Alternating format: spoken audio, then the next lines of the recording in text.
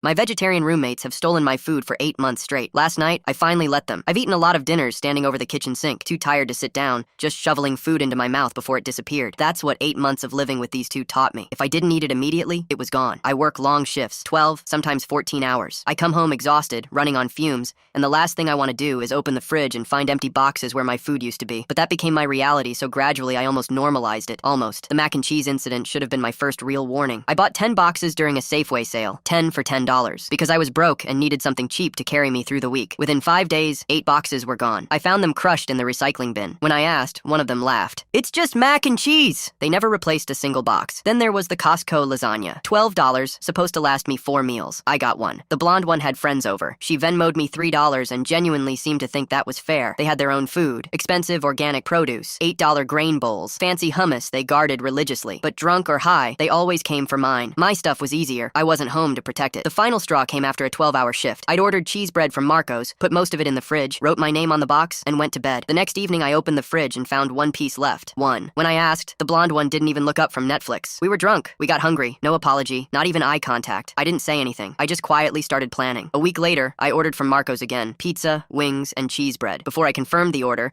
I called and asked if the kitchen could stuff the cheese bread with pepperoni inside, not on top, but folded into it, hidden in the layers. The guy paused, checked with the kitchen, and called me back 5 minutes later. $2 extra. I said absolutely. I came home, ate what I wanted, labeled every single box, and went to bed. I already knew what would happen. At 5:30 in the morning, I checked the fridge before my shift. The cheese bread box was open, pieces missing, bite marks in the ones left behind. They hadn't even finished what they'd taken. I went to work and said nothing. I thought about it all day. I got home at 4 to find both of them in the kitchen, blending smoothies with their organic kale and overpriced almond milk. I walked straight to the fridge, pulled out the box, and stood there holding it. Neither of them noticed at first. Finally, the blonde one glanced over. "Oh yeah, I had some of your bread last night. Hope that's fine." I didn't respond, just held the box and looked at her. The other one turned around and read my face. "I had a couple pieces too. We were high and it was just sitting there. How did you not notice the pepperoni?" I said. Silence. The blender was still running in the background. "What?" the blonde one said slowly. I opened the box and pulled a piece apart. Pepperoni folded into every layer, embedded in the cheese. Both of them went completely still. "Why didn't you tell us there was meat in it?" Her voice cracked. "Why didn't you ask before eating my food?" The other one backed against the counter, hand over her mouth. "I think I'm going to be sick." I reached into their drawer and pulled out 2 of their white claws. "That's mine," the blonde one snapped. "I know," I said. I opened one, walked to my room, and closed the door. An hour later, one of them knocked. I ignored it. This morning, the one with the nose ring texted me that she'd been sick all night. The cheese bread is still in the fridge. I haven't touched it.